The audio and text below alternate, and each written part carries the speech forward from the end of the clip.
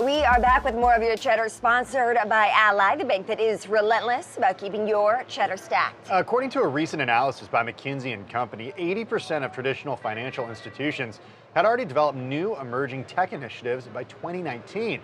Joining us to discuss is Jamie James, financial services consultant. I'm also the co-founder of Building a Financial Future. Jamie, it's so great to have you on the show. How has fintech grown over the last decade? Well, over the last decade, fintech has just improved exponentially. Its growth has really been something that I don't know if we had really anticipated in the last year. One thing that we've noticed is, I think about a decade ago, one of the bigger trends with fintech was apps to help you budget your money. Now what we're actually seeing is cryptocurrency being developed, actual alternative online forms of lending, even robo-advising. What's interesting is it's not even the number of fintech firms that are growing, it's also the actual number, the actual value of the fintech firms. There was a Forbes study conducted in 2019 where they highlighted the top 50 fintech firms. And what they found was 19 of those 50 firms were valued at over $1 billion. Wow. So the growth is just really speaking for itself. What are some of the fintech trends that you anticipate for this year? I would say that for some of the trends that we're anticipating are things like the use of big data and the kind of the personalization of that through AI technology. Actually, similar to the Twitter survey that you had out, I think a lot of people are anticipating that. What you're noticing now is that these companies are gathering a lot of data about you. So with the use of AI technology, I wouldn't be surprised to see fintech firms actually market directly to you based on that data, including things like knowing your credit score, knowing a lot of different demographic information about you. They'll actually market directly to you. So that's going to be an interesting trend. What about when it comes to accessibility? How has fintech and the rise of fintech influenced trading and made investing more accessible? Well, I think you hit the nail on the head. Accessibility is huge right now. I think it's something a decade ago, maybe we didn't anticipate completely. One thing that we're noticing is, maybe a decade ago you needed basic knowledge of finance or economics before you got into the investing game. Now with the use of robo-advising, anyone is really able to get into that game. It kind of reduces that need for a middleman, if you will.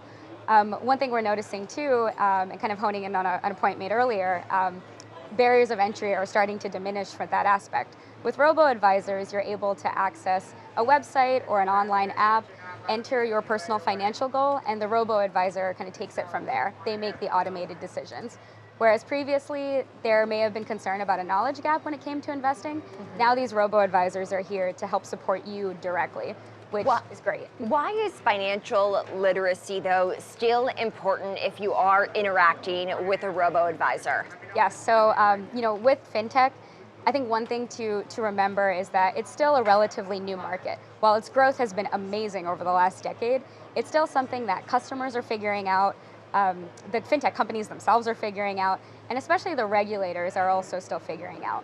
Fintech firms are still subject to all Dodd-Frank consumer laws and protections, but the regulators are still kind of figuring out how to actively supervise these. So as you're entering this market, as you're entering any market, it's really important that any type of new consumers read through the terms and conditions, really understand what they're signing up for, and stay empowered as consumers before they engage in something that is really trying to get very involved into their finances. So when it does come to using a robo-advisor, for example, what are some of the downsides? Are there any downsides to using one? So one downside that a lot of people discuss is that robo-advisors are, at the end of the day, they are investment management tools. They're not your personal financial planner. What I mean by that is, with a personal financial planner, you're talking to someone. They're asking you questions to really get a gauge on your personal finance.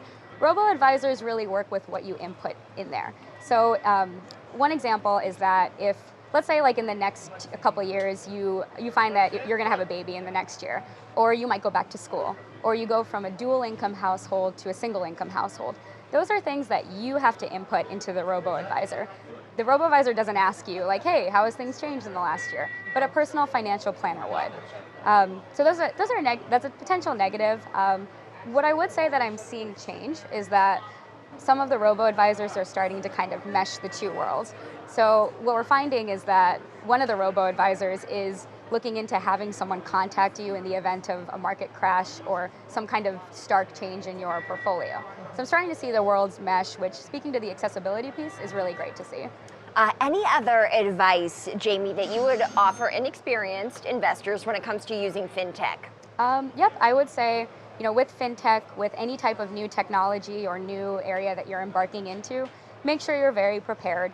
Know that you need to read through the terms and conditions. You need to understand the information that's being provided. Know what kind of data they're utilizing to look into how they evaluate your creditworthiness. One of the fintech firms cites that they pull 72 different data points on you individually when they're evaluating your creditworthiness. And actually one of those is social media, which a decade ago I don't think we would have anticipated factoring into your ability to get a loan. And I think many people would have posted differently on social media had they known that 10 years from now. Probably. And I would say, with fintech is so exciting, and it's so great to see how it's increasing accessibility for people. But also, to channel Spider-Man, with great innovation comes great responsibility. So make sure that you do your diligence as a consumer and protect yourself. Some incredibly important advice from Jamie James, financial services consultant and the co-founder of Building a Financial Future. Jamie, thanks for joining us. Thank you. Thanks for having me.